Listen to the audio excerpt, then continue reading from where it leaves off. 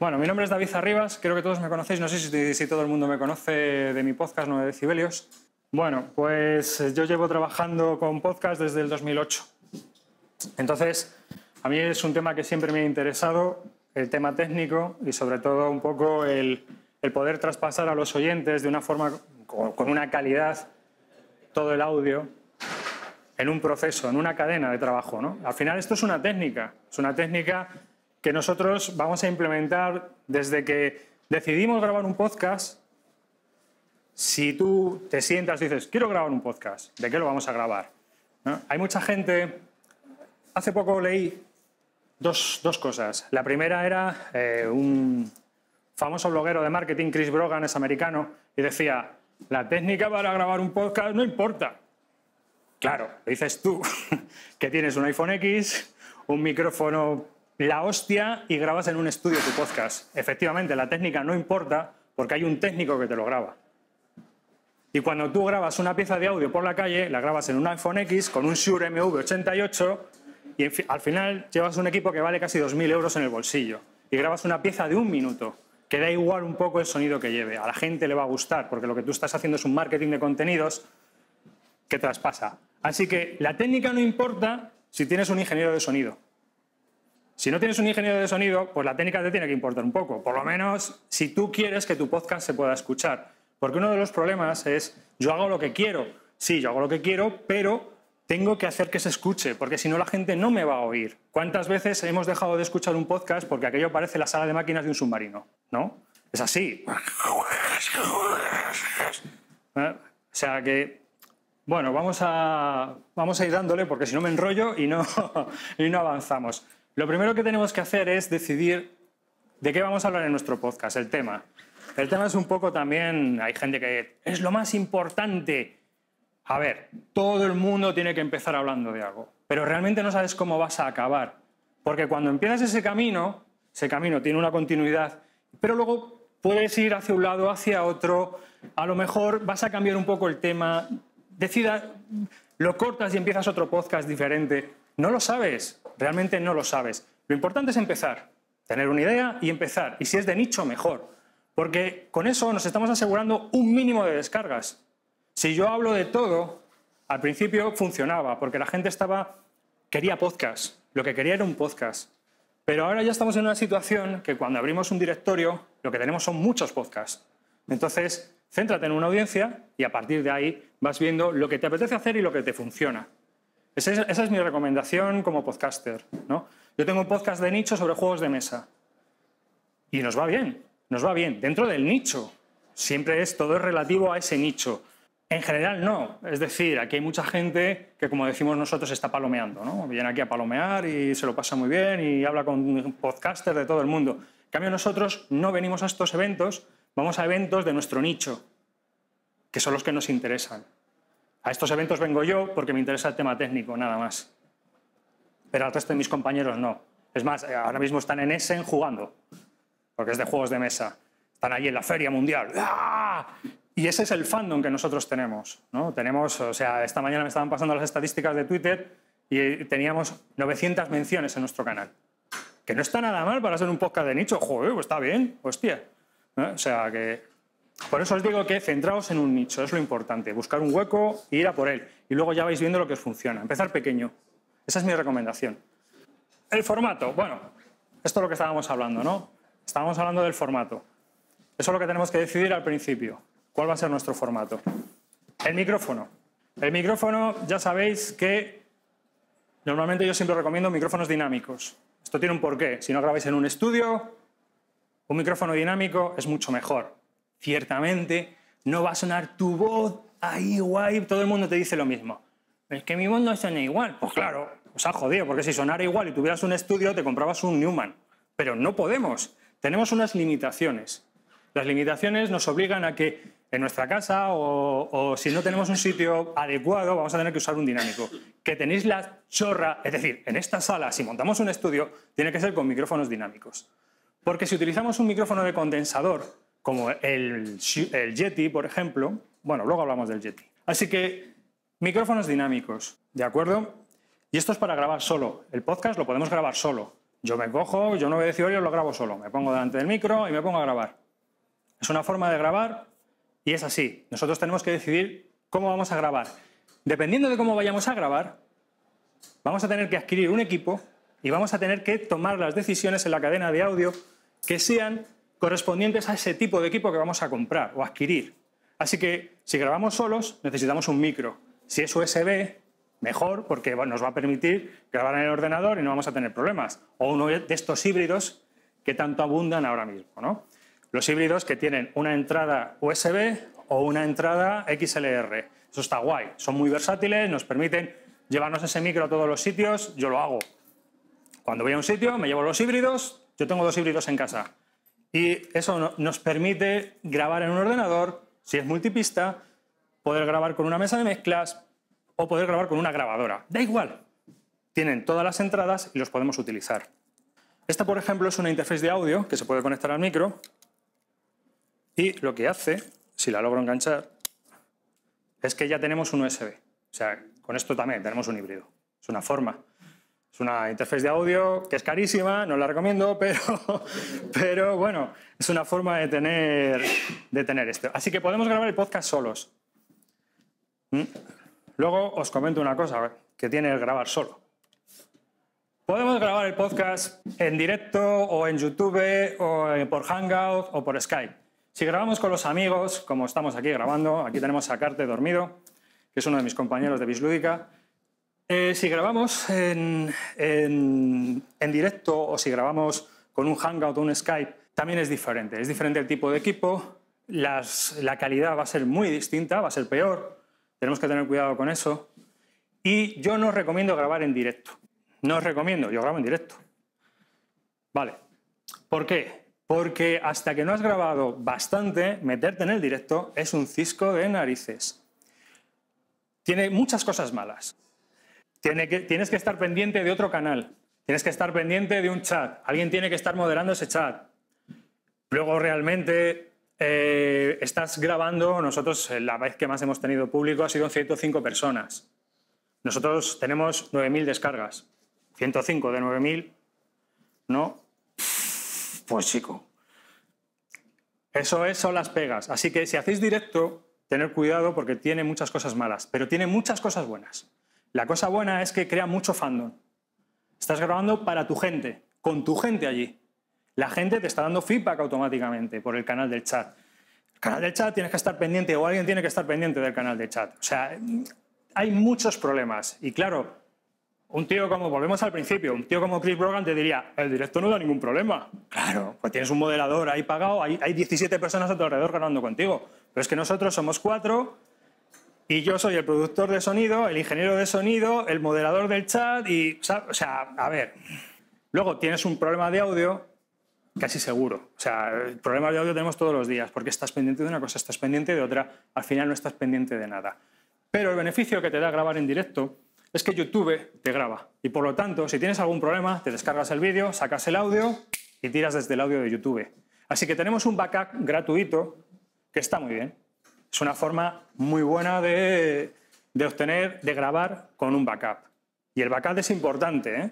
Y luego podemos grabar todos juntos, sentados y riéndonos y pasándonoslo bien con una mesa de mezclas, los micrófonos y bueno, ahí divertida. Es la típica forma estudio de radio que obviamente tiene otro equipo diferente. Si en el directo necesitamos webcam, necesitamos luces, necesitamos una iluminación también para que el directo se pueda ver. Cuando estamos grabando juntos en una habitación, bueno, pues necesitamos una mesa de mezclas, micros XLR. Si estamos emitiendo en directo desde un sitio cerrado, tenemos que tener una cadena de audio que permita sacar un buen sonido ya en directo. A mí, después de probar muchas cosas, yo siempre recomiendo hacer todo por software. Porque cuando tienes un audio nativo, puedes procesarlo siempre desde el principio. Pero si estamos en directo y metemos en una cadena, por ejemplo, tengo los micros, la mesa, el compresor, la puerta de ruido, la ecualización, la interfaz de audio y la salida. 1, 2, 3, 4 cosas que pueden salir mal. Y tienes un máster mal. Lo que se suele hacer es, si estamos emitiendo en directo, es enrutar la mesa de mezclas directamente a la interfaz de audio y luego toda la cadena para el directo. Eso es lo que hacen los profesionales. De esta forma, si el directo sale hecho una mierda, tú tienes nativamente todo el máster bien. ¿Vale? Eso es algo que se suele hacer. Así que si vais a hacer algo de eso, o más adelante os liáis la manta a la cabeza y decís, bien, vamos a hacerlo, tener en cuenta esa cadena de audio. Si sacáis un directo, que sea YouTube, lo bueno que tiene es que hasta te normaliza él. Entonces no hay que preocuparse de nada. Normalmente, a no ser que grabemos muy bajito, pero bueno. Vamos con el equipo. Hablábamos antes del micrófono, que debe ser dinámico. O el híbrido. Este es un híbrido, un Audio-Técnica 2100. El famoso Audio-Técnica 2100. Estas son las entradas que tiene el Audio-Técnica. El Audio-Técnica tiene una entrada XLR, una entrada USB y una salida mini jack con una rueda de volumen. Nos permite hasta monitorizarnos a nosotros mismos. El problema de esta monitorización es que dependiendo de los auriculares que insertemos, no nos vamos a oír nada o poco. Así que realmente es una monitorización un poco escasa debido a las limitaciones técnicas de la tarjeta que lleva el propio micrófono dentro. Porque estos micrófonos no dejan de ser un micrófono con una tarjeta de audio. ¿De acuerdo? Entonces, si nos queremos oír, vamos a tener que utilizar un sistema que amplifique esos auriculares o unos auriculares que suenen bastante bien con este tipo de micrófonos. Así que estos son los micrófonos que yo normalmente recomiendo. Ahora mismo en Amazon, en eBay, hay muchos de marca blanca, hay muchos de marcas que funcionan más o menos bien y se pueden conseguir por 50 euros. Si no, siempre se puede obtener el Samsung Q2U, que nosotros lo hemos utilizado y funciona bastante bien, por unos 79 euros. Pero vamos, en Thomas, en Amazon, hay micrófonos por 50 euros que van bastante bien de este tipo. La otra opción es el típico micrófono XLR de toda la vida, que es este. Es el Shure SM58, caballo de batalla de todos. Aunque el Shure SM57 impulsa más los graves y quizá para podcast vaya mejor. Si vamos a grabar varias personas con una mesa de mezclas, es un micrófono que está muy bien. Es el micrófono que utiliza Donald Trump cuando habla a la nación. Donald Trump habla a la nación y tiene dos micrófonos, no sé si lo habéis visto. Esos dos micrófonos son Shure SM57. Llevan ahí desde el año 68. Porque son micrófonos que potencian los graves y eso para la peña que está ahí atrás, pues como que te impacta, ¿no? Con este micrófono se grabó Thriller de Michael Jackson. O sea que es un micrófono que vale 120 euros y como veis es muy utilizado tanto en la industria musical como en todo tipo sobre todo musicalmente en directo. Lenny Kravitz también le usa mucho para grabar. La interface de audio sería el siguiente elemento si optamos por la parte de inferior o mesa de mezclas. Esto es una Presonus Audio Boss. Está de moda la Focusrite, pero realmente si vais a grabar solos o dos personas, esta es mucho más barata, funciona muy bien y es muy recomendada tanto por músicos como por producción de podcast o radios pequeñas. ¿De acuerdo? La Presonus. La interface no deja de ser una tarjeta de sonido externa que preamplifica la señal acústica que recibe el micrófono. Tiene que ser más o menos de buena calidad porque tenemos un problema con los micrófonos dinámicos y es que no son muy sensibles. Están diseñados para grabar, o sea, para recibir el sonido en entornos muy chungos. Pues como en esta sala, como en un directo musical, están pensados para rechazar el sonido, que no proviene justo de enfrente. Entonces, son nuestros mejores amigos. El problema está en que nuestra voz no va a sonar como la de Los Ángeles. Pero si a Michael Jackson le valió, pues a nosotros también. Os van a recomendar siempre la maravilla, el Blue Yeti. Esto suena efectivo, suena que te cagas, pero de la hostia, ¿eh? O sea, ¿esto suena? Nuestra voz aquí es maravillosa. Nuestra voz te coge unos matices, o sea, ni te imaginas cómo suenas cuando te escuchas por un Blue Yeti. ¿Es cierto? Leches. Tiene un problema. Te va a romper el corazón. ¿Y por qué? Porque suenas muy bien, pero todos los micrófonos de condensador tienen el problema de que son hipersensibles. Están pensados para captar el sonido en un estudio. En un estudio. Un estudio con moqueta acústica, paredes acústicas, techo acústico, hasta la gente lleva botas de goma. Claro, yo pongo el micrófono acústico aquí, como si habéis estado antes en el taller de locución, Y hasta los sonidos que yo hago vienen bien para ese tipo de locución. Pero si alguien pasa con la aspiradora por al lado, no mola tanto, ¿no? Entonces, este micrófono, el Blue Yeti, tiene 101 decibelios de sensibilidad. Es una barbaridad. 101 decibelios. Este tiene 54. En sonido, aproximadamente 10 decibelios es logarítmico. Así que 10 decibelios es el doble de sonido, más o menos, que el anterior. Así que estamos hablando de que el Yeti es capaz de capturar 500 veces más el sonido, más que un Shure SM58. Así que cuando conectas un Yeti en tu casa, vas a oír a los vecinos hablar.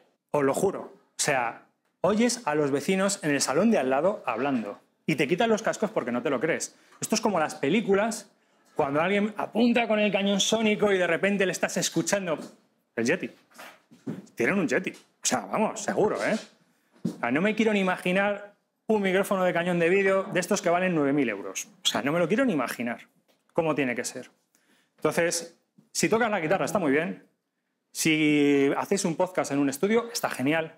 Si no, si vais a grabar en vuestra casa o en un almacén o en un garaje o en una sala de un centro cultural, vosotros veréis. Lo siguiente, ¿y cuánta pasta me gasto? Ya he decidido qué voy a hacer, si lo voy a hacer solo con los colegas en YouTube o con los colegas grabando, o si voy a grabar con mis amigos en grupo. ¿Cuánta pasta me gasto? Vamos allá. Aquí tenemos el cero. Me gasto cero, o sea, grabo con lo que tengo en el ordenador. Pues calidad, esta es la tasa de calidad, ¿vale? Imaginaos. Bueno, no, perdón, la tasa de calidad es este eje. Esta es la pasta que me voy gastando hacia arriba. Cero, calidad cero, cero. O sea, olvídate. ¿Vas a poder grabar? Sí. ¿Va a sonar a lata? También. Pues, oye, una cosa va con la otra. No te has gastado nada, pues no tienes nada. Es lo que tiene. Lo segundo, la pregunta típica. ¿Cuál es el mejor micro que me puedo comprar por 10 euros? El que quieras. El que quieras. Esto me lo ha hecho pregunta gente hasta con corbata, ¿no? Traje, corbata. Mira, voy a hacer un podcast, me gustaría saber cuál es el mejor micro por 10 euros. Digo, pues hombre, pues no sé, vende el traje y cómprate algo mejor. 10 eurillos. 10 eurillos, pues calidad, pues eso, más o menos por aquí. ¿Se va a ir mejor? Sí. ¿Nos va a dar igual que compremos? Nos va a dar lo mismo. Es más, puedes gastarte 10 euros, grabar un podcast y ver si te mola. Lo puedes publicar y todo. Total, al principio vas a tener pocas escuchas. Así que, y mola, porque solo puedes ir para arriba. Así que, o sea, todos son beneficios, ¿no? Me he gastado poco, tengo un micro... Eso sí, te has gastado 10 euros para nada. Pero es mejor gastarte 10 euros para nada que gastarte 50 o 100 euros y luego acabar en un cajón en el Wallapop. 10 euros. ¿Por qué te da igual uno que otro? Todos llevan las mismas cápsulas. Que ahora el nombre no me sé exacto, pero son las Panasonic GV no sé qué. Te las venden al kilo directamente para montar en cualquier tipo de cacharro que necesite un micrófono. Si desmontéis cualquier micrófono que haya por ahí, llevan todos las mismas cápsulas o similares. Unas Panasonic de condensador. Son condensadores todos. Luego tenemos la opción ya low cost. Ya nos vamos aquí. Serían 50 eurillos. eBay o Amazon o alguna tienda que tenga como Thomann, que tiene los micros híbridos estos de marca blanca, 50 euros. Y funcionan bastante bien. ¿Yo qué queréis que os diga? Pues oye, la verdad es que nosotros los tenemos, los usamos y mira, ¿no? Tenemos uno. No, nosotros usamos ATR 2100 en general, menos yo que soy el cutre y tengo un podcaster. Pero bueno, luego ya tenemos la opción, nos vamos a la mitad, ¿vale? La mitad es pues, el Shure SM58, un ATR 2100, un ATR 2005, micrófonos que son dinámicos, que son de pequeña membrana que llaman, que funcionan muy bien bajo cualquier circunstancia, que son muy robustos, ¿no?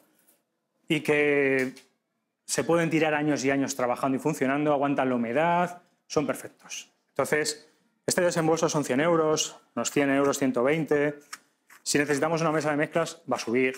Pero si vamos a grabar, por ejemplo, algo online, pues de 50 a 100 euros tenemos una gama de micrófonos que podemos seleccionar y que no tenemos por qué subir de ahí. Porque luego nuestro audio va a estar comprimido, va a estar machacado, va a estar pisoteado. Entonces, no necesitamos un Blue Yeti de 180 euros para que luego comprimamos a 64K audios de MP3. ¿Me entendéis lo que os quiero decir, no? O sea que, ahí está. Aquí tendríamos, bueno, pero yo tengo pasta y me la quiero gastar. Aquí tenemos hasta el 80% de calidad. La calidad que nos puede dar este tipo de micrófonos es ideal. Además, casi todas las voces suenan parecidas. Si yo me escucho con este micrófono, con el 57, con un Sennheiser R835, con cualquier micro de ese tipo de gamas de 60 a 120 euros, mi voz va a variar, pero va a ser más o menos similar. Todos tienen la misma frecuencia de respuesta, ¿no? Van a ser, pues tío, se escucha bien. Vale, pero nos vamos a la alta gama. La alta gama son micros de gran membrana. Los más baratos son los de Rode. Rode Podcaster, Rode Procaster. Es lo mismo que esto, pero con una membrana mucho más gorda. No tienen por qué ser más sensibles. Eso es para captar mucho mejor nuestro sonido. O sea, sí, la respuesta de nuestra voz es mucho mejor. Casi todos esos micrófonos están pensados para captar el bombo de una batería. Porque la respuesta de sonido del bombo de una batería es similar a la voz humana. Entonces, se usan para nuestra voz. Y ahí ya tenemos una gama que va desde los 160 euros hasta 380, 470, lo que nos queramos gastar. Si estéis interesados en ese tipo de micros, el consejo que sí que os doy es que los compréis en una tienda física probándolos. Porque si te vas a gastar 300 boniatos en un micrófono y luego te vas a escuchar y tu voz te va a gustar menos que aquí, tela. Ojo, esos micros tienen ya una respuesta muy personal. Estamos hablando de micrófonos, el Hale PR40, el Shure SM7B, el Beyerdynamic M99. Son micrófonos que son una maravilla para grabar en estudio, en una casa, en cualquier sitio. Tienen una respuesta acojonante para un podcast de calidad, pero que están muy limitados en cuanto a la respuesta de nuestra voz. Es decir, los tenemos que probar. Tenemos que ver si nuestra voz, si tú te sientes a gusto, si esa personalidad que está reflejando de ti ese micrófono acústicamente, eres tú. Porque puede ocurrir que grabes con uno y grabes con otro y digas, ostras, macho, prefiero este. O prefiero grabar con el de 80 pavos. Os lo digo en serio, ¿eh? Te pasa. O sea, y le pasa a mucha gente. Así que si algún día vais a dar ese salto, probarlos. La postura durante la grabación.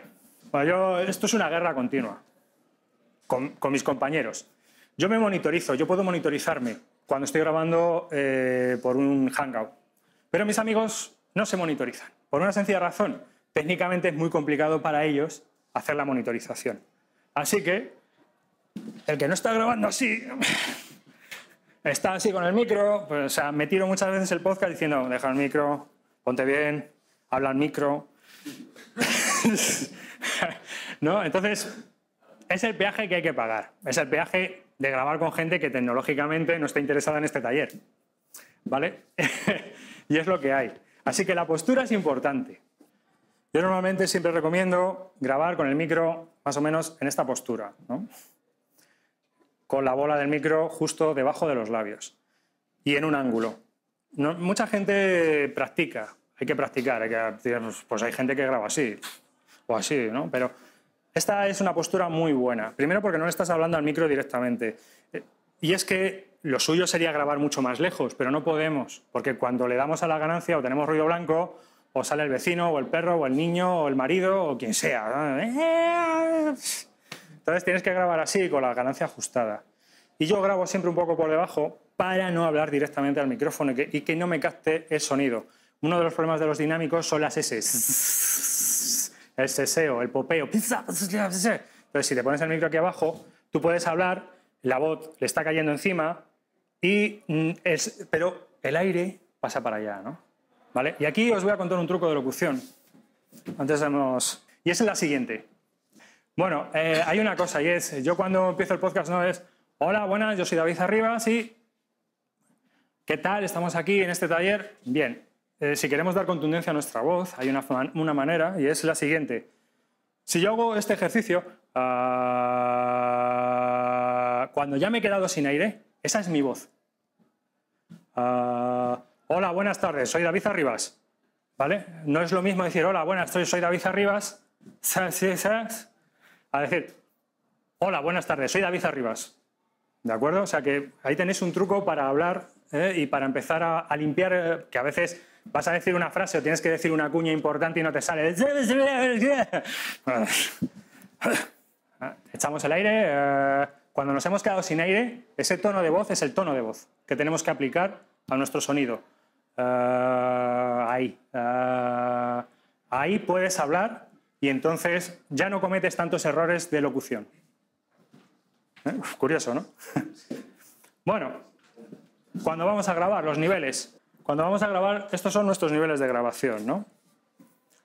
Esta es la ventanita que vamos a ver. Ya utilicemos un programa u otro, siempre es la misma. Van subiendo, van bajando. En verde, bien. Bien, bien, vamos bien. Guays. Esto funcionamos. Nuestra voz tiene que estar siempre en el tono verde. Esto no quiere decir que tenga que estar aquí, ¿eh? Tiene que estar en el tono verde. Pero tenemos que ver un poco el amarillo, pero ojo, estamos ya en zona peligrosa. La zona amarilla es lo que se llama headroom. Es nuestra zona de seguridad. Nuestra voz tiene que ir desde la zona verde hasta la zona amarilla. Cuando nosotros vamos a grabar, siempre tenemos que colocar nuestra voz cuando estemos hablando normalmente. Zona verde, zona verde, zona verde. Llegamos a la amarilla, un paso para atrás. Un paso, siempre. Esto nos da la zona de seguridad. Los que vengáis esta tarde vais a ver por qué. La zona de seguridad, bueno, lo vais a ver por qué técnicamente. La zona de seguridad está ahí por una sencilla razón. La voz sube y baja, pero yo me puedo reír, puedo llorar, puedo decir, no me seas desgraciado, estamos en una tertulia, las cosas se calientan. Siempre puede haber necesidad de esos decibelios que tenemos ahí para que amortigüen, ¿vale? Porque si llegamos a la zona roja, ya sabéis todos lo que pasa, ¿no? Tenemos una mierda. Un audio de mierda. Tenemos un problema de distorsión. Y si distorsionamos, nos hemos cargado el audio. Y corregir ese audio es un problemón gordo, gordo. Pero gordo. Muchas veces no sirve para nada. Así que cuando vamos a grabar, recordar que, independientemente del sistema que utilicemos, porque luego aquí cada fabricante... A ver, hay una cosa muy clara. Todo esto es subjetivo. Yo te puedo decir, grabar a -9 o no. Depende del fabricante de la mesa, depende de los micrófonos que utilices, depende de todo, de tu experiencia con tus audios, de lo que veas que a ti te funcione.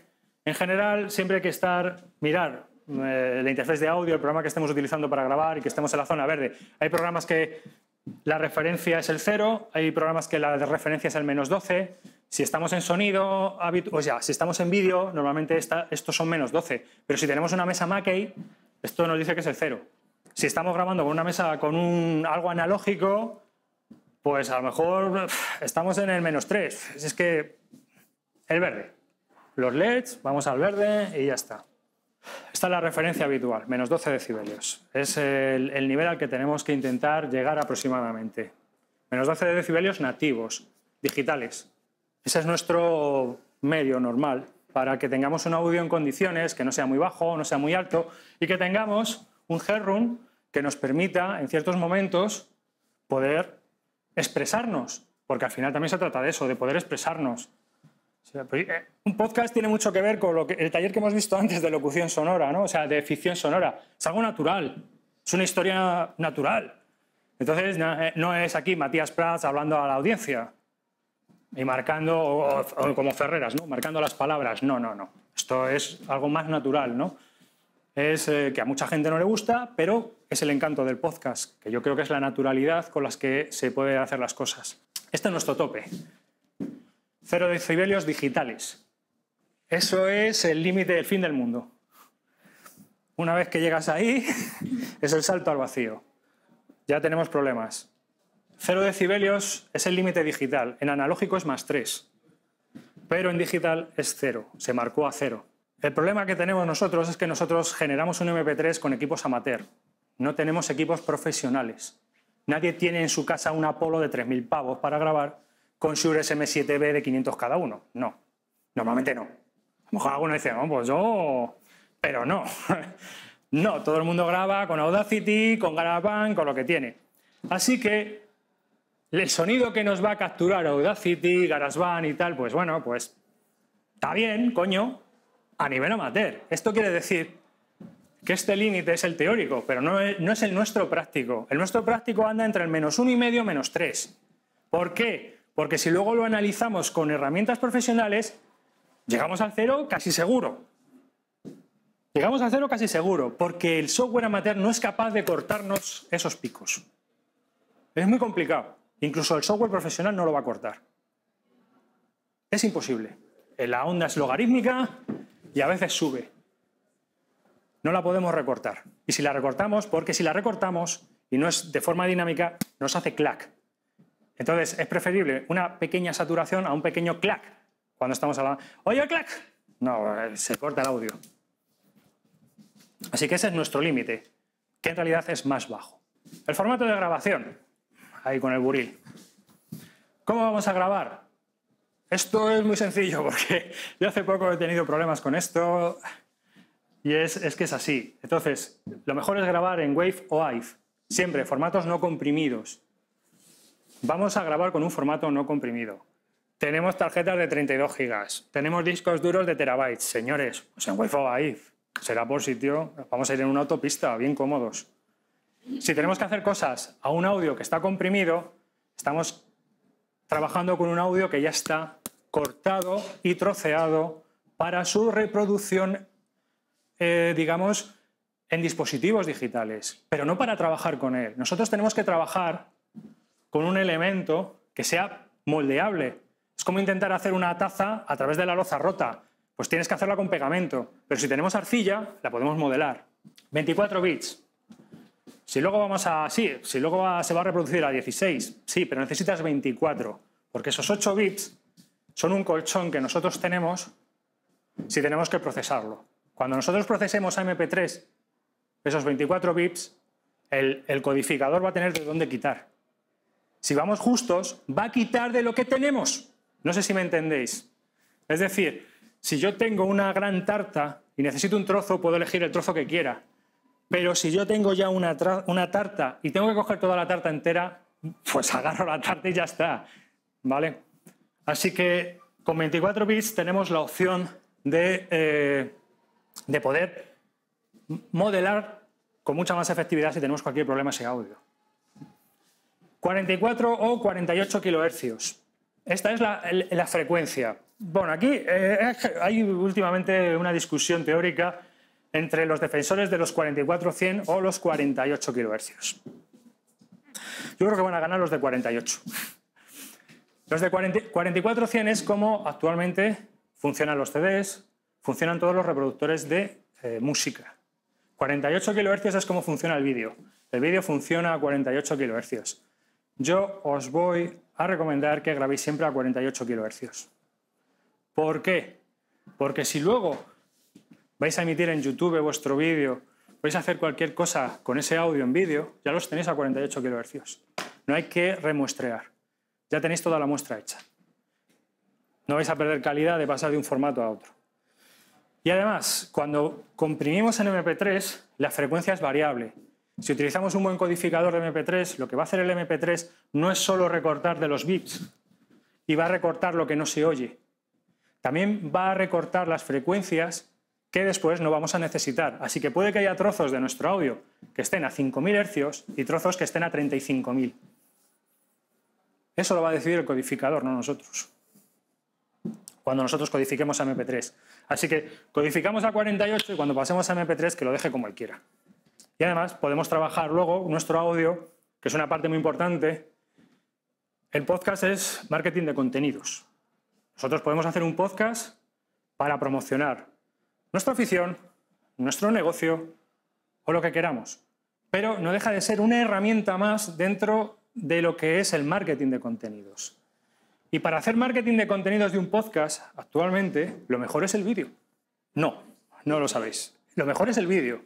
Yo cojo un trozo de este audio, le pego una foto, hago un vídeo de 1 minuto y lo pongo en YouTube. Oye, lo pongo en YouTube, lo pongo en Twitter, lo pongo en Instagram, lo pongo donde quiera. Mi carátula del podcast con mi audio, cuando promocione. Y es una forma de promocionar nuestro podcast. Nosotros lo hacemos así. Si vais a Bislúdica y buscáis en nuestro Twitter, en Twitch y Multimedia, solo por curiosidad, vais a encontraros con audios que tenemos de nuestros podcasts y vídeos que tenemos de nuestros podcasts en un formato de 45 segundos y tal, y eso crea fandom, crea buzz, y a la gente le mola, y a nosotros también. ¿Para qué os voy a engañar? Es muy divertido trabajar con lo que has hecho para crear más contenidos. El backup. ¿Dónde tengo mi audio? Esto es un tema peliagudo. Grabamos y luego dice, no le da el botón de rec. ¿A quién no le ha pasado, eh?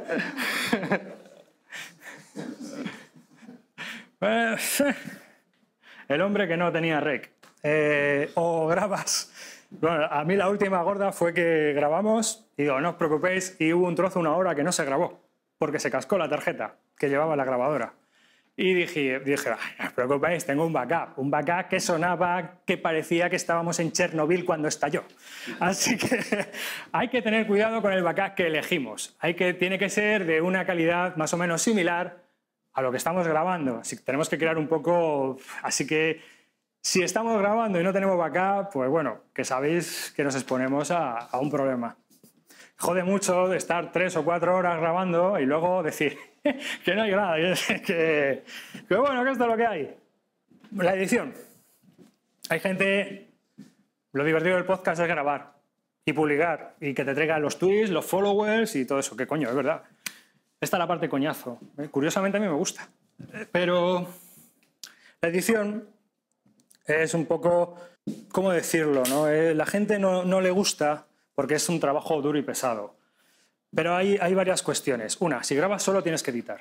Tienes que editar sí o sí. Porque si grabas solo, lo más normal es que cuando grabes tú solo te haya salido un coñazo insuperable. ¿Por qué? Porque no hay nadie que te corte. Porque cuando yo estoy grabando con mis amigos, Bislúdica, que somos amigos, si yo empiezo, porque sí, porque entonces... Y alguien me dice, corta, colega, que llevas una puta hora con lo mismo. Pero cuando estás grabando solo, tú ni te escuchas y vas a tu rollo. Entonces necesitas editarte y comprobar qué mierda has grabado y decir, hostia, esto hay que quitarlo. O sea, otra vez. Porque hay veces que me ha pasado a mí. Otra vez lo mismo. Pero ¿qué necesidades tengo yo de repetirme tanto? Hay que cortar. Hay que limpiar esos audios. Aparte de si grabamos solos, también tienes la suerte de poder decir, me he equivocado, me quedo callado, dejo 5 segundos y vuelvo otra vez a repetirlo. Luego llego, lo corto, lo junto, corta, pega y colorea. Queda bien. Lo hago continuamente. Cuando grabamos solos. Pues eso, estamos grabando solo y generamos un tostonaco impresionante, os lo aseguro. O sea, no sé, si habéis grabado solos, ya sabéis de qué hablo. No creo que haga falta que os lo explique. Y si escucháis a gente que graba sola y no se edita, pues hay veces que dices, joder, este pavo está dándole ahí vueltas al caldero y no para. El objetivo de la edición es este, conseguir el nirvana del oyente, ¿no? Es decir, el audio, un audio guay, limpio, con una continuidad, una coherencia, que aunque sea una cosa que no somos radio, pero sí queremos algo que suene natural. Buscamos una naturalidad, que funcione bien, que haya ritmo, ¿no? Que no tenga unas pausas excesivas. Uno de los problemas que tenemos al grabar en Hangout es que al no estar grabando en natural, las respuestas son muy lentas normalmente. Las respiraciones, pues entonces, ¿qué quiere? Es una de las críticas que se hace a la gente que hace podcast. Borrar, borrar. Nos queda al final un audio mucho mejor, que es mucho más audible para la gente. Y al final la edición simplemente es un proceso. ¿No queréis editar tanto? No hagáis podcast tan largos. Ya está, cortado, ¿no? Limitados. Dime. Cuando digo de obtener el nirvana es de también permitir que ruidos naturales formen parte de nuestro ecosistema. Es decir, no tiene que ser aquí que parece que hemos grabado en una sala blanca el de la NASA. No, macho. O sea, esto es natural. Pero cuando se te oye... Pues... Nosotros, un compañero mío, hace muchos chasquidos. Pues, macho, no puedes estar cortándolos todos. Entonces metemos un plugin y, bueno, que sea lo que Dios quiera. Entonces queda más natural, pero no queda asqueroso. No sé si me explico, ¿no? O sea... Hay que buscar un punto de, pues eso, que quizás no tenga Buda, pero bueno, soy aprendiz, ¿vale? Estamos ahí. Utilizamos un plugin que tiene una biblioteca de chasquidos. Y entonces tiene almacenados, pone, no sé, creo que son 105.000 chasquidos y respiraciones distintas. Entonces busca puntos similares en tu audio y te los elimina. Entonces tú lo puedes incorporar en cualquier programa de software que admita ese tipo de plugins. Es de Waves. Yo lo tengo en la página web de 9 decibelios recomendado. Si buscáis los plugins, ahora viene el Viernes Negro. Nunca compréis un plugin de Waves ahora mismo. O sea, no entres ahora en Waves y digas, me voy a comprar este que me ha recomendado fulano o David. No, porque si te esperas, X veces al año hacen unas ofertas de espanto y el plugin que vale 249 euros lo compras por $29. Pues macho, ¿no? ¿Sabes? O sea que hay que esperar a las ofertas. Entonces, por $29, bueno, pues sí, oye, no está mal. A ver, no hace milagros, pero hace su trabajo. Bueno, como esto vamos hablando, mezclamos unas cosas con otras, ¿no? El ruido puede formar parte de la grabación. A veces es deseable, a veces es indeseable. Eso lo tenemos que valorar nosotros. El problema del ruido es que a veces es muy difícil de tratar. Si hemos grabado a 24 bits es más fácil de tratar que si hemos grabado en MP3 a 128 KB audios con los colegas. Y ahora, límpiame esto. Me entra la risa. Pero si hemos grabado con mucha calidad, siempre se puede hacer algo, ¿vale?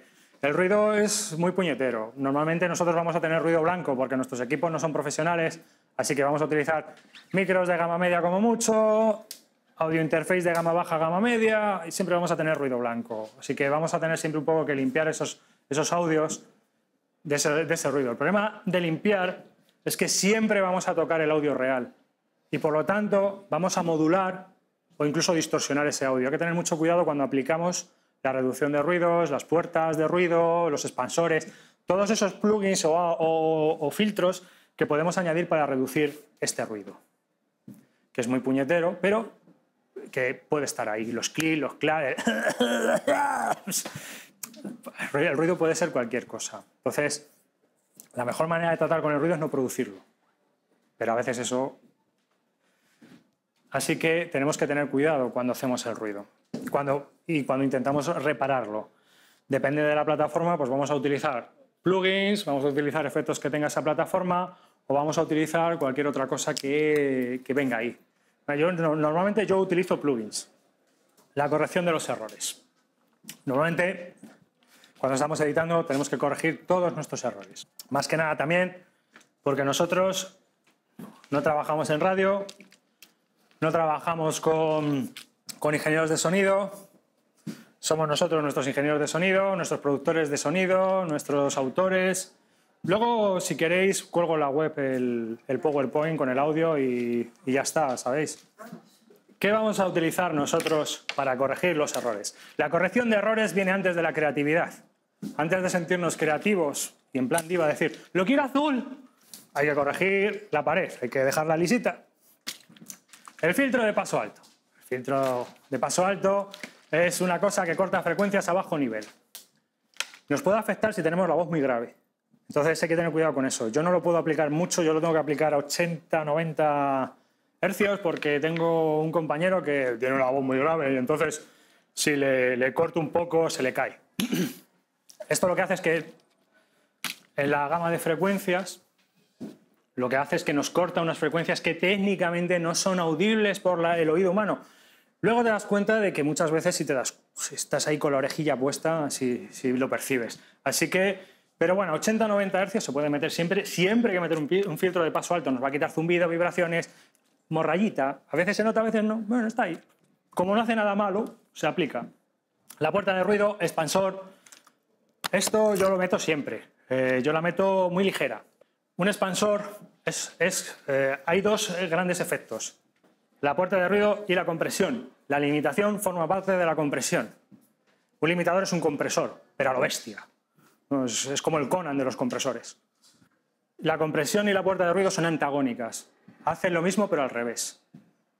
Voy a explicar primero la compresión, ¿vale? Y luego explico la expansión.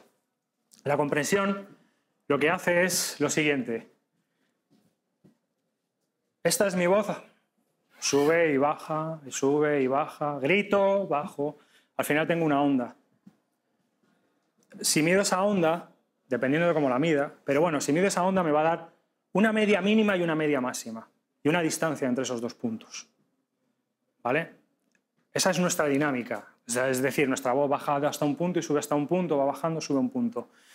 Como nosotros vamos a distribuir ese podcast a gente que nos va a escuchar en el metro, en un coche, necesitamos que esas distancias no tengan esa amplitud, porque no estamos en esta sala hablando entre amigos. Estamos, vete tú a saber dónde, con ruido en la calle o ruido ambiental, o estamos trabajando en una oficina, no sabemos dónde se va a escuchar. Hay que reducir esa amplitud para que las distancias sean más pequeñas y el oído humano no tenga que esforzarse. Somos vagos por naturaleza, así que vamos a hacer que el oyente no tenga que trabajar, porque si tiene que trabajar, lo mismo no nos escucha. Es en decibelios, entre la parte baja y la parte alta, ¿no? Entonces, esa amplitud lo que hace un compresor es reducirla. Si yo tengo 15 decibelios de... Si yo hablo así una parte y otra parte así, a lo mejor tengo 15 decibelios de amplitud. Lo que hace el compresor es reducir la parte de arriba. La reduce y entonces todo se escucharía a este nivel, aunque hablara muy alto, pero se escucharía a ese nivel. Y luego lo que hace el compresor es subirlo todo. Es decir, primero empuja la parte de arriba hacia abajo y luego coge todo y lo sube hacia arriba. De esta forma, todo nuestro nivel sube bajando los altos. Si este es el alto, este es el bajo, lo que hace es baja y sube todo. Eso es lo que hace la compresión.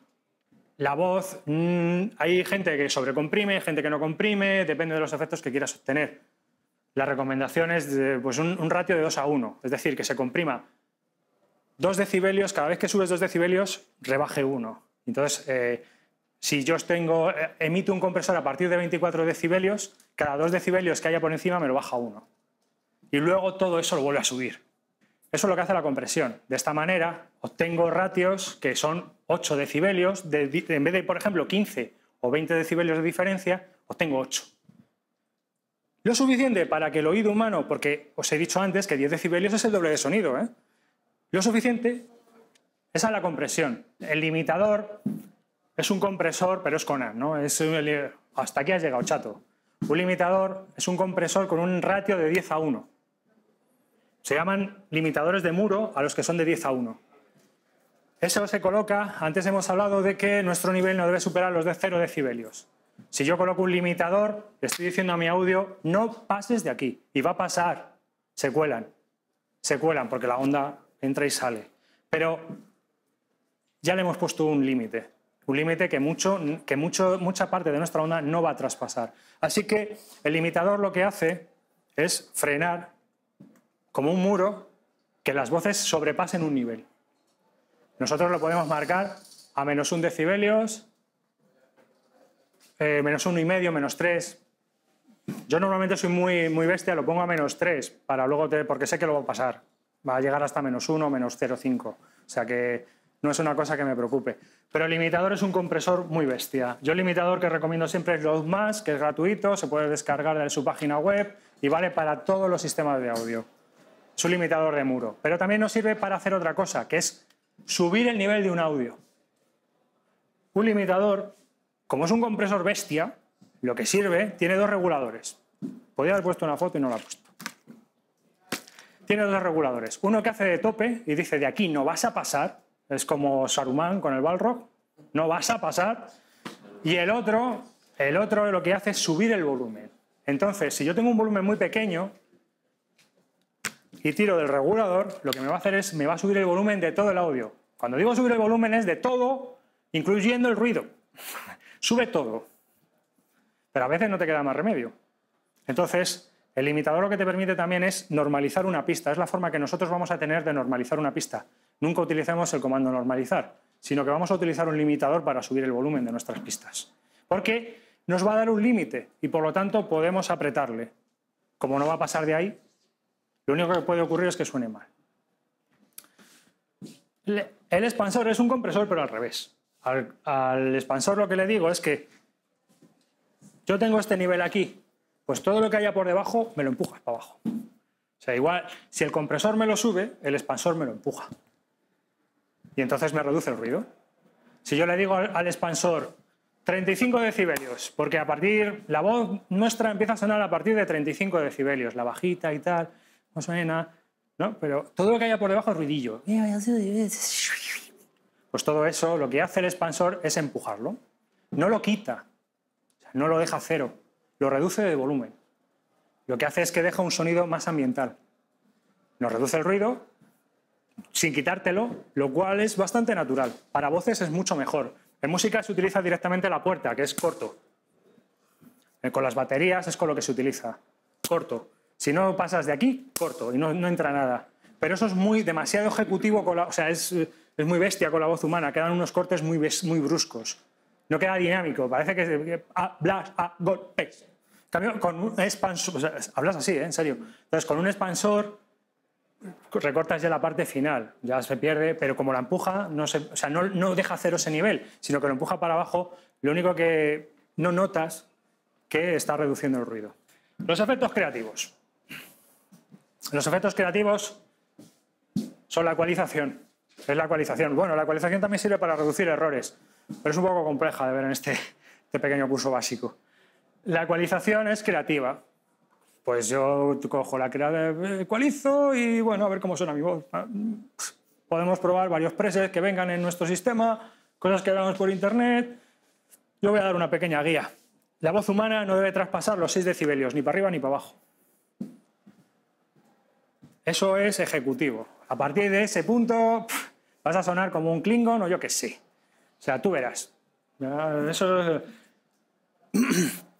Hay gente que durante años ha pensado que esto había que tocarlo poco y nada, pero la gente que hace radio y gente que hace programas de radio como Hindenburg nos ha enseñado que son bastante bestias ejecutando ecualizaciones y la verdad es que dan mucha personalidad yendo al límite, a los +3 o a los +6. Normalmente entre +3 y +6. Ellos ejecutan la ecualización automática en esos niveles y, joder, pues está bien, leches. Siempre te decían, no, poquito a poco. Bueno, entonces, cuando vi yo la primera gráfica de Hindenburg de ecualización, dije, esto es una locura. Hasta con respecto a lo que había habido antes, ¿no? Entonces, entre +3 y +6. ¿Y cómo aplicamos esta ecualización? Bueno, lo clásico para voz de radio, para voces que queramos que se escuchen con claridad, es los graves, la parte de los graves, 350 a 300, +3, +6. La parte de los medios, los 500 hercios, -3, -6. Si somos voces femeninas, ahí no hay que tocar tanto. A lo mejor dejarlo a 0, porque necesitamos que esos medios sean completos. Hay que probar. Y luego, la parte final, a partir de los 2000 hercios, se empieza a subir en una constante pendiente hasta los 5000 o 6000, donde ya es un llano de +3 o +6 decibelios. Eso es así para dar brillantez a nuestra voz, dejar nuestra voz mucho más brillante, ¿eh? O sea, hablamos como con estrellitas y se fomenta la claridad de nuestra voz en la parte final, ¿eh? La compresión también sirve para aplicar efectos creativos. Podemos aplicar efectos creativos a la compresión y bueno, pues eso normalmente se utiliza en presets. Es muy típico la compresión que llaman New York, que es meter 2 compresores. Meto un compresor y luego meto otro compresor salvaje en la parte final de mi voz. Creo un efecto curioso para si lo queréis probar, sobre todo a lo mejor si queréis hacer una parte que esté como grabada en otro sitio. Esto es jugar, o sea que yo aquí os recomiendo jugar. Y luego otros filtros, pues ya es jugar reduciendo la amplitud de las frecuencias, pues el efecto telefónico, son efectos creativos, ¿vale? La ficción sonora, como lo vemos. Sí, claro, si quieres sonar como una ardilla, todo eso se juega con las frecuencias, con el pitch y todo esto, pues eso ya es tocar en los controles que tiene cada programa, los tiene distintos y bueno, estamos hablando ya de efectos creativos. Para ficción sonora, pues claro, te viene muy bien. El montaje. El montaje es coger todos esos trozos y ponerlos ya en el editor e ir montando todos estos trozos de forma que sea un programa coherente con lo que nosotros queremos obtener, ¿no? Los primeros que montaron fueron los soviéticos con el acorazado Potemkin. Entonces, el montaje, vamos a utilizar música, vamos a utilizar seguramente trozos de audios distintos, así que vamos a necesitar muchas pistas a lo mejor. Vamos a necesitar un programa que podamos manipular distintas pistas, una pista para la música, una pista para nuestro audio, una pista para el audio del entrevistado, y cada pista va a tener un tratamiento distinto. Una cosa que tenemos que tener cuidado, yo cuando analizo pistas de otras personas que graban podcast, es que empieza el podcast, sube la música y tu voz. Y hay una diferencia de 20 decibelios entre la música y tu voz. Yo siempre que meto una pista de música, lo primero que hago es tirar 12 decibelios para abajo. 10, 12, 9, depende. Lo que hago es nivelar la música con las voces nuestras, porque lo importante es mi voz, no la música. La música me acompaña. Tiene que estar a mi servicio, pero romperle el audio al oyente, o sea, romperle el oído al oyente para luego que se nos oiga... Pues, a ver, por favor. Tenemos que tener cuidado con eso. Cada vez que metamos una pista de audio, tenemos que comprobar que esos niveles de audio corresponden más o menos en la salida de volumen. Es decir, antes hemos visto, porque aquí hay un problema, antes hemos visto verde, amarillo, rojo.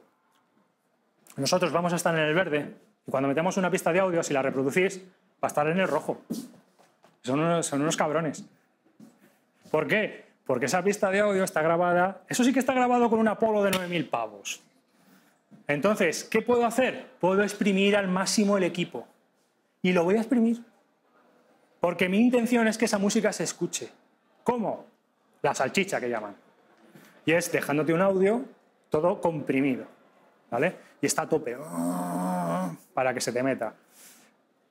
Nosotros tenemos que reducir ese nivel de volumen para que esté en la zona verde, que es donde estamos nosotros, ¿no? La música. La música, es mi consejo, no utilicéis música de la que no tengáis derechos. Hay 250.000 tipos de sitios para descargarse música. Sin problemas. De verdad, es una sintonía, es una cuña de entrada, una cuña de salida. Buscar algo que os personifique, pero sí, está muy guay colocar a los Bee Gees, pero vamos a tener movidas, a lo mejor, ¿para qué? Aunque os digan que podáis, no podéis. Os lo digo en serio, no podéis. Porque el día que ese pacto entre caballeros, si habéis alojado en un sitio que sí lo permite o lo que sea, mañana a lo mejor ya no lo permiten. Y podemos tener un problema. O no, yo qué sé. Mejor es no tentar a la suerte. No tenemos problemas. Otra cosa es que tengamos un podcast como This is American Life, 2.800.000 oyentes. Bueno, voy a poner una canción de Madonna, pago los derechos y ya está. No tengo problemas. Pero no es nuestro caso. La codificación. Hay dos tipos de codificadores ahora mismo. Bueno, estamos hablando de MP3. El futuro no va a ser el MP3. El futuro se está llamando Opus. De momento. Opus es un archivo que se está ahora empezando a salir y que funciona muy bien a bajos bitrates. Esto quiere decir que para móviles va a ser la traca. Las voces con Opus suenan de maravilla. Estamos hablando a 16 bitrates y cosas así. O sea, yo he oído audios en Opus que tienen mucha más calidad a 16 que a 64 en MP3. O sea, que puede que dentro de unos años estemos ya todos codificando en Opus, que encima es abierto. O sea, que no vamos a tener el problema que tenemos ahora. El problema que tenemos ahora es que la codificación es en LAME o en Fraunhofer. LAME es abierto, Fraunhofer es privado. Fraunhofer son los inventores del MP3. LAME es una librería de open source. Casi todo el mundo comprime en LAME. LAME tiene un problema. Está dirigido a la producción musical. Esto quiere decir que cuando comprimimos voces, no lo hace tan bien como Fraunhofer. Fraunhofer a 64 kbaudios te deja unas voces muy bien. Y LAME es un poco más complicado, ¿vale? Pero si podéis, comprimir en Fraunhofer. Y iTunes comprime en Fraunhofer. Si no, pues LAME. Mono o estéreo. Esto es una cuestión más ya de gustos que de cualquier otra cosa, porque antiguamente yo siempre recomendaba en mono. Ahora ya con los móviles, las 4G y tal, pues te da un poco igual. Pero realmente si tu podcast no es musical, mono es mejor. Estéreo está bien, por ejemplo, para ficción sonora. Si vais a hacer ficción sonora, pues necesitáis 2 canales estéreo, porque puedes jugar con el estéreo. Una voz por un lado, otra voz por otro, que está más lejana. Se puede hacer un montaje, hablamos del montaje, ¿no? Y entonces, en ese aspecto vas a necesitar el estéreo. Pero si es una charla, una tertulia, una conferencia como esta, pues un canal. mono. Yo grabo normalmente en mono a 96 kbaudios y en estéreo a 128. Grabar en estéreo a menos de 128 no lo recomiendo bajo ningún concepto, porque un canal estéreo son dos, o sea, una pista estéreo son dos canales. Y en muchos casos ese canal es un canal mono duplicado, excepto la parte musical. Porque nosotros vamos a grabar, yo tengo una pista, un compañero tiene otra pista. Imaginaos que yo grabo en multipista, grabo 4 pistas, 4 compañeros en una mesa de mezclas. Son 4 pistas mono. Meto música de inicio, música de final. Pero mi pista es mono, por mucho que la quiera hacer estéreo. Si la hago estéreo, lo que hago es duplicarla. Suena a la vez por el izquierdo y por el derecho. Así que lo que tengo es una pista mono. Me ponga como me ponga, conmigo, con mi voz. Lo único que estoy aprovechando es el estéreo para la música y la ficción sonora si estamos jugando con esa parte de ahí. Así que normalmente lo que hacen es que mi canal lo dividen en 2 y lo duplican, lo clonan. El programa de codificación. Hacerlo a menos de 128 es que estoy dejando mi voz a menos de 64 kbaudios, lo cual no es nada recomendable, sobre todo si estamos utilizando LAME, ¿vale? No sé si ha quedado esto claro, pero es importante. Para voz en mono a partir de 64. Tanto si utilizas LAME como Fraunhofer. Si utilizas LAME, yo creo que mejor 96 en mono. El bitrate, lo normal es eso, 96, 128. Si estamos haciendo un podcast de música, pues 192 o 256. Eso está claro. Y luego las etiquetas ID3, que cada vez son menos importantes, hasta ahora. Que han sacado una cosa que es muy divertida, que son los capítulos. Capítulos. Entonces, las etiquetas ID3 antiguamente sí eran importantes porque mucha gente se descargaba el podcast. Las etiquetas ID3 lo que hacen es marcarnos una información para que luego al reproducir nuestro audio se pueda ver. Se insertan, se incrustan dentro del MP3 y cada vez son menos importantes por la sencilla razón de que utilizamos el móvil con reproductores. Entonces, obviamente, no es necesaria ya muchas veces esa información. Pero ahora, bueno, yo lo que suelo hacer, que es importante de las etiquetas ID3, incrustamos nuestra portada dentro del podcast y yo ahora incrusto capítulos.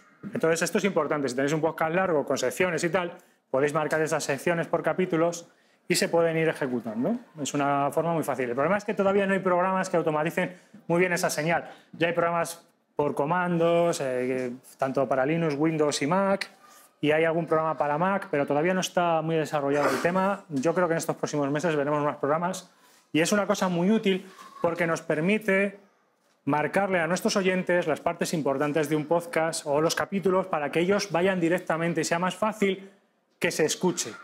¿Vale? Es lo que hablábamos antes, es nuestro marketing de contenidos. Son pequeños clics que podemos añadir para que nuestro podcast sea más fácil a la hora de distribuir. Entonces, si yo, por ejemplo, hablo de series y tengo 3 series de las que hablar, las puedo marcar con capítulos y un oyente puede volver otra vez a ese capítulo desde su móvil. Publicamos y ya lo sacamos. Ya esto está para publicar, ¿no? Nuestro cohete y lo lanzamos al público. Mientras no estalle el depósito, vamos bien. Y bueno, pues aquí termina esta pequeña exposición. Gracias. ¿Qué te ha quedado?